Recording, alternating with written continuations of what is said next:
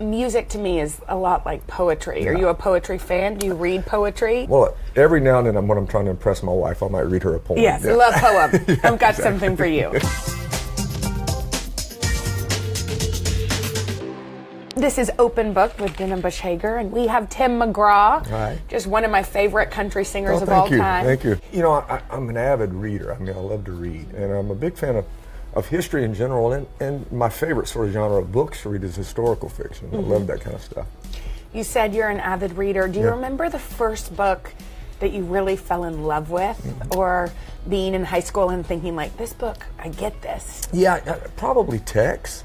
Oh, yeah. Yeah, that was probably the first one that I remember really loving as a kid. And, you know, I read a lot as a kid, but not as much as I did as I got older. But I think that's probably the first one that I remember really digging into and really getting a lot out of. What about now? What do you like? What do you read?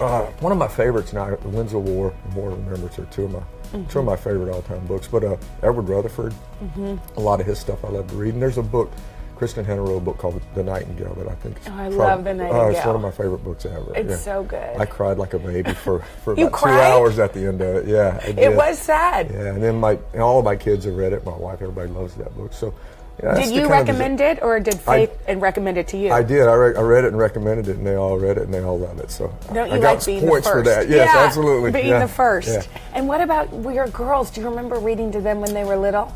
Like everybody, Goodnight Moon, Yeah. you know, that book. And then when they were really little, when Harry Potter first came out, reading that to them out loud at night was one of the things that I did. Yeah. I remember when my mom first read Harry Potter, she was like, "You just don't know Harry the way I do."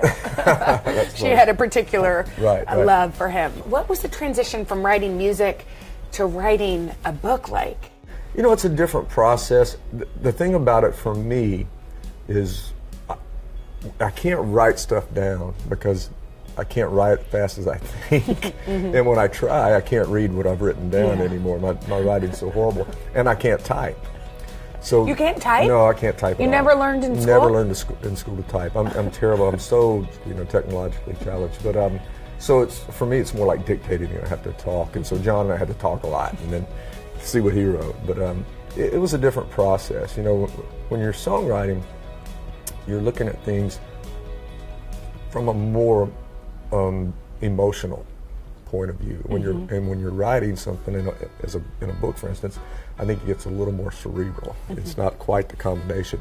And I think the good thing about this book with Jon is we were able to combine both of those things.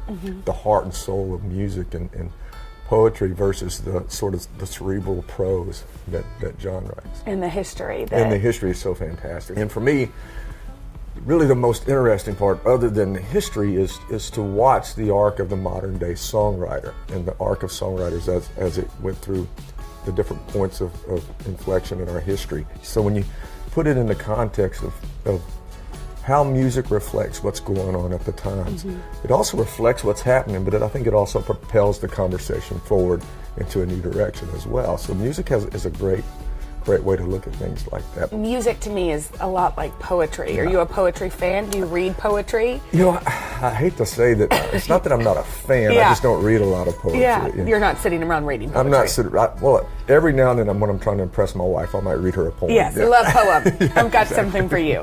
All right, well, thank you so much.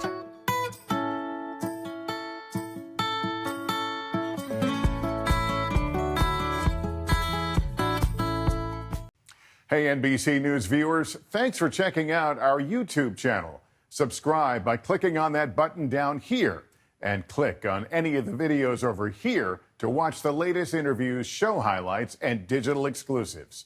Thanks for watching.